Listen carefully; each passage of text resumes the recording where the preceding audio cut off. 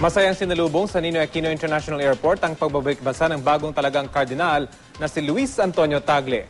May ulat on the spot si Isay Reyes. Isay? Rafi, 11:12 nga ng umaga nang dumating sa bansa si Luis Antonio Cardinal Tagle, lulan nga ng Cathay Pacific CX-901 matapos nga siyang mahirang ni Pope Benedict XVI bilang ang pinakabagong kardinal ng Pilipinas sa Roma noong Sabado.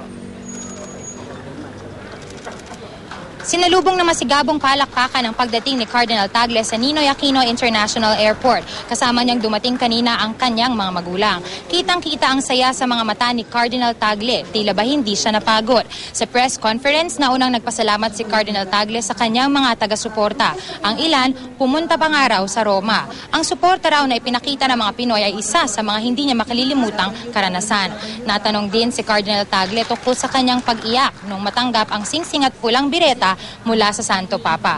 Pakiramdam daw niya, hindi siya karapat-dapat sa bigat at laki ng responsibilidad na ibinigay sa kanya. Solemn o taimtim din daw ang seremonya, kaya rin siya naiyak. Pati nga ang mga magulang ni Cardinal napaiyak din habang nagsasalita ang kanilang anak. Paalala raw ng Santo Papa sa kanila, sila ang naatasang makipagtulungan sa mga tao sa hamon ng buhay Kristiyano. Ang isang bagay po na hindi ko rin makakalimutan ay noong nag-misa ako ng pasasal. Ang linggo, ginanap po sa St. Paul outside the wall. Hindi ko naman alam kung gaano karami ang darating. Pero nung nagsimula na po yung posisyon ng misa, ako'y nagulat na puno ng Pilipino ang basilika. Talagang kitang-kita natin ang pananampalataya at ang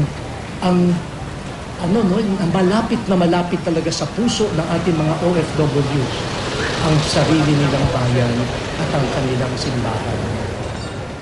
At Rafi, sa paglabas nga ng convoy ni Cardinal Tagle kanina mula dito sa Ninoy Aquino International Airport ay sinalubong siya ng isang grupo ng mga parishioners na may kasama pang musiko dahil naniniwala daw ang mga parishioners na ito na kaya gawing mapayapa ni Cardinal Tagle ang bansang Pilipinas. Yan muna ang latest mula dito sa Ninoy Aquino International Airport. Balik sa'yo, Rafi.